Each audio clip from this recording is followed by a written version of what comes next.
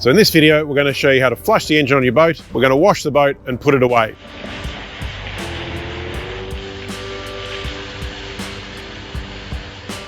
For us today, we're going to get the best possible flushing result by going old school and using a pair of engine flushing muffs. The hose goes to both sides, so we're going to have water going to both sides of the engine. Some engines have a direct connection for the hose. That's great in some circumstances, like if you're in a marina or the boat lives in the water all the time, or you don't want to make a lot of noise. Smaller boats and smaller engines, that's probably okay. But for our big Yamaha 175 horsepower motor, we want to get water to both sides to make sure it gets into the cooling system properly. We're going to connect these around the outside of the engine. We're going to use fresh water from the tap at home. We'll run the engine to get it warm enough to get it up to operating temperature, open up the thermostats, flush all of the salt water out of the engine, and we'll pack everything away. I'm going to slide the muffs over from the front of the engine to the back, where the engine picks up the water that it normally uses for cooling. Slide him on, wiggle, wiggle, wiggle, get him over the top there. We'll turn the tap on now and we'll see how the water goes. We should have some water coming out of a couple little telltale holes there. And then once the water's coming through and it's ready to go, then we'll start the engine.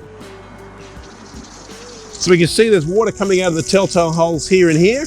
Should be pretty good. I'm going to climb up on the boat, start the engine, get it running.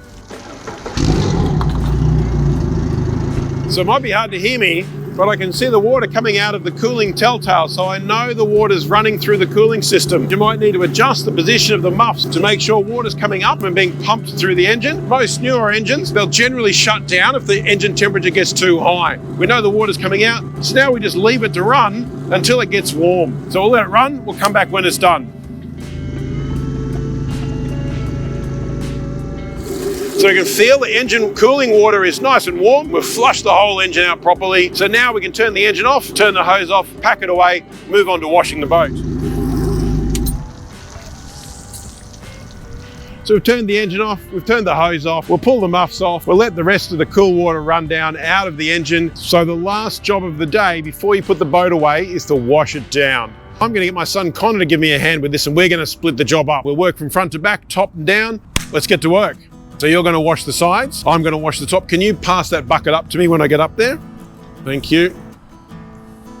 Now there's different types of products you can use to wash your boat. You can get specific boat washing detergents from your boating supply store for fiberglass boats, aluminium boats, timber boats are another thing altogether, I think, essentially. We're using a general wash and wax, which is really no different to what you might wash your car with. And we're using normal sponges for the sides of the boat. We're going to use a specific boat washing brush, which looks a little bit like a broom, but it's got really soft bristles, so it doesn't scratch or damage your paintwork. We're going to wash the boat from the top to the bottom. We're going to hose it down and rinse it out. So once we've washed the hull and we've washed the superstructure at the top and the bottom of the boat, essentially, we've washed the motor, we've got all the salt off there. We're going to wash the trailer. We're getting up under here, getting plenty of water in.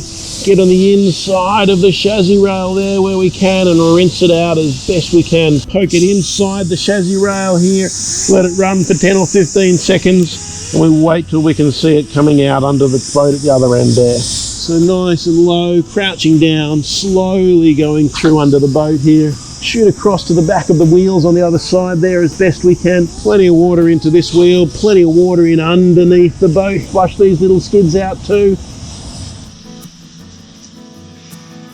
Pull the hose around and then we'll do the same thing on the other side. Rinse the hull, rinse the trailer, rinse inside the chassis rail of the trailer, and then that same flushing down the chassis rail. Give it a good 10 or 15 second flush, and then low and slow all the way down. Same thing with those wheels, give them a good rinse out, try and get into the brakes, try and get into the suspension. One other little trick is we're going to trim up here. Get into the trim system here, give it a really good hose out because with the engine down, we don't get to that. Good to trim it up, get in there and give it a good flush.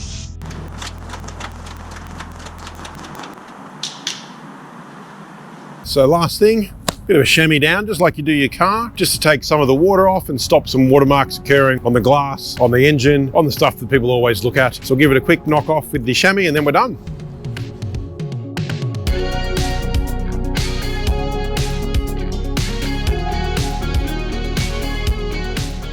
So if I was going to the nth degree here and wanted the boat to look perfect, I'd maybe go over it again with a microfiber cloth to just get rid of the last of the watermarks but it looks pretty good for now. Tell you what, for a boat that's 18 years old and it gets used 4 to 5 times a week for training, doesn't look too bad. Look after it regularly, it'll look after you. We wash it, we flush it, we put it away nice and dry, looked after every time we use it. Any questions or you want some help with anything to do with your boating, give us a call, 1300 262 888.